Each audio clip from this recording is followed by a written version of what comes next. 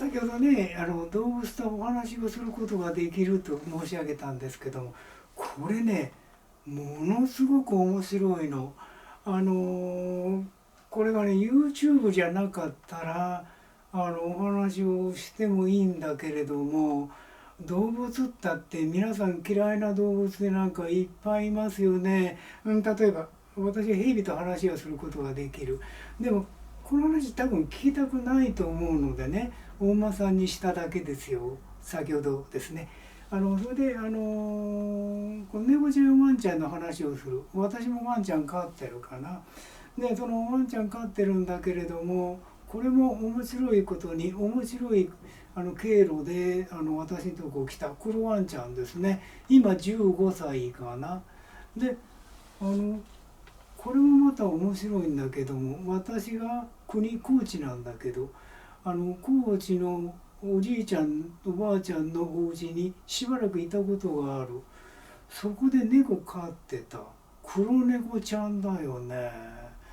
だから私は黒い動物、それで大間さんの話しましたけれども、真っ黒じゃないけど黒馬さんでした。私がしょっちゅう乗ってたお馬さんは黒馬さんでしたね。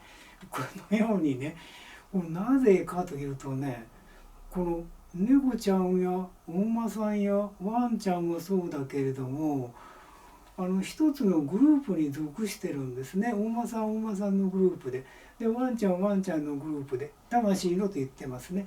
猫ちゃん猫ちゃんの魂のグループで、そこに天使たちがいて、全部統括して人間のお役に立つために犬猫馬として生まれて、私たちともう何万年も前から身近にいて生活してるんですね。ですから人間が何回も何回も生まれ変わるように、馬や犬や猫も何回も生まれ変わってます。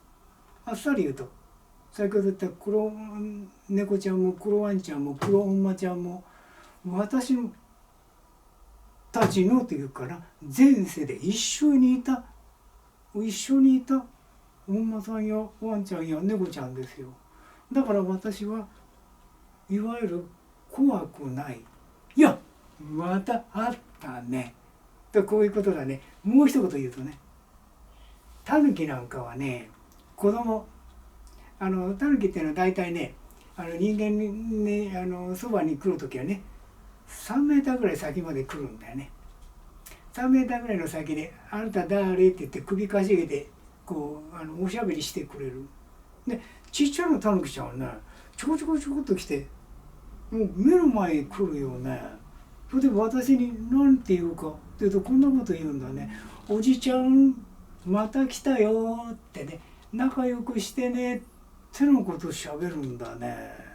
これ本当ねえ。ですから私は動物と話をすることができるということですね。で前世があるのを知ってるので、その動物を見ると、大間さん見た時もそうだしタヌキさん見た時もそうだけど、もうあっさりとねタヌキの方から来るのこっちへ。で北海道行ってキツネと喋ろうと思ったらね、キツネはねだいたい8メーターぐらい先からこっち寄ってこないんだよね。お話ししたくてもね寄ってこないの。だから遠くから声をかけたけれども黙って声かけるんですよ。おーいなんて言わないの。こんな感じですね。大好き、あなた大好きっていう感じ。それでテレパティで話するから、テレパティで話をするわけですね。でテレパシーの話っていうのはね、どちらかというとね、一瞬で全部の言いたいことを言えるんです。だから猫ちゃんかワンちゃんも私見ると大体私は分かるんですね。あ、何言ってんだな、一瞬で分かると、こういうことですね。ですから言葉というのはねとっても大事で、さらに言いますとね、この猫ちゃんやワンちゃんや動物たちを含めて人間もそうですね。まず会ったら大好きってこうやるんですよ。やんなくていいんですよ。やんなくていいんですね。若い女性だったらね、私はこんな格好して大好きなんて言うとびっくりするかもしれないから、心の中で言うんですね。大好き。そしてお話しすることができる。それから猫ちゃんワンちゃんそれぞれにテレパティを使うんで、すぐ分かるんだけれども、ちょっとねこう方言を使う猫ちゃんワンちゃんがいるかな。それから外国語を使う猫ちゃんワンちゃんもこれね問題にはなんないかな。問題にはなんない。要するに猫ちゃんワンちゃんそれぞれ癖がありますよと言いたいだけですね。そして私は動物大好き。動物にとっては怖いことを言いますとね、主として昆虫なんです。私は昆虫は痛みを知らないということを知ってるからなんですか、こんな話ができるんですね。私は昆虫を取るのある意味で名人かな。名人かな。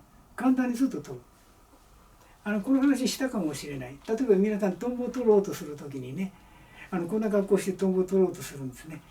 こちらでね、私はあなたを捕まえようとしてるよというサインが来るからトンボねすぐ来いってね、逃げる体勢に入るの。ほら来たなって言ってこう飛んでっちゃう。飛んでっちゃう。で私どんなとこ行ってもそうだけども、例えばトンボを取ろうとする時に考えないんですよ。いたって言って取るんです。おいた考えない。さらに言いますよ。治療っていうのも実は考えないんですよね。